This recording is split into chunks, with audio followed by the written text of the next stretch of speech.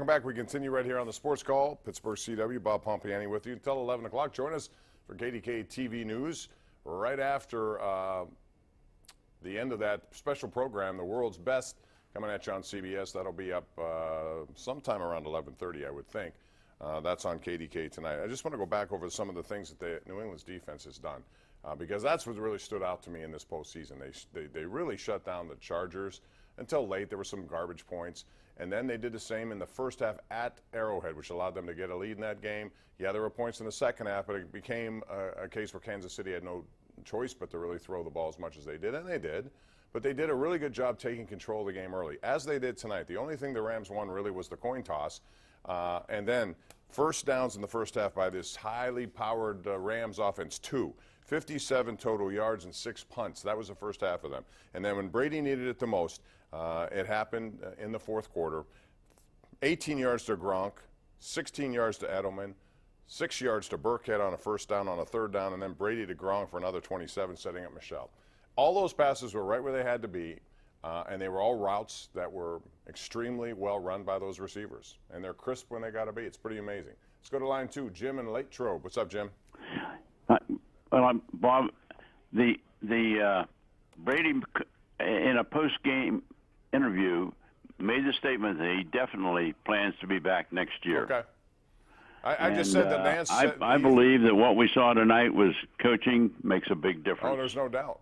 They game planned and they executed the game plan. As you heard Belichick after the game, though, he just said it's all the players. They all do what they're supposed to do, and he comes up with a game plan. They do as a staff, and those guys go out and execute it. But it's a combination that works extremely well for them. And in big games, they seem to rise to the occasion all the time. Line 4 we go. That's Rick in Elizabeth. What's up, Rick? Hey, Bob. Lisa dressed you very nice tonight. Good combination. I'll tell her that. Thank you. All right. The difference here is, to me, is Belichick. These guys are just absolutely so prepared, like you said, running precise routes, and they're in the right place at the right time. No big name players outside of Brady and Gronk. Edelman's your MVP. You go on and on.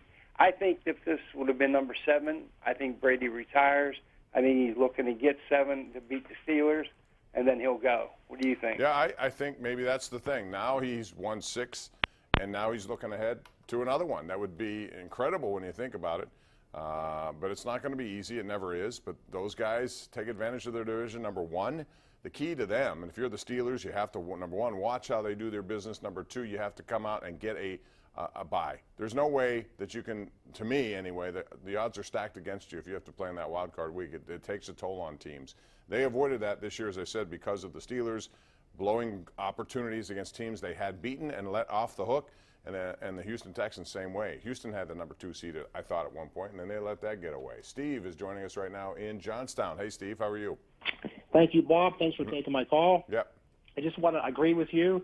That defense was unbelievable. That Hightower made some big plays. Van Noy, Chung before he got injured, they all step up when they have to be, and they're not the biggest names in the NFL either.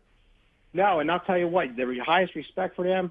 I've been up to see them several times, and I'll tell you what, they are one heck of a team. And what is going on with Todd Gurley? I mean, something was going on. They're saying he's not hurt, but something was definitely out of sorts with him. Yeah, I don't understand that. And I heard yesterday, McVay talk about him, and thank you very much for the call. He said he's 100% ready to go, and it was my bad that I didn't use him last week as much as I should have.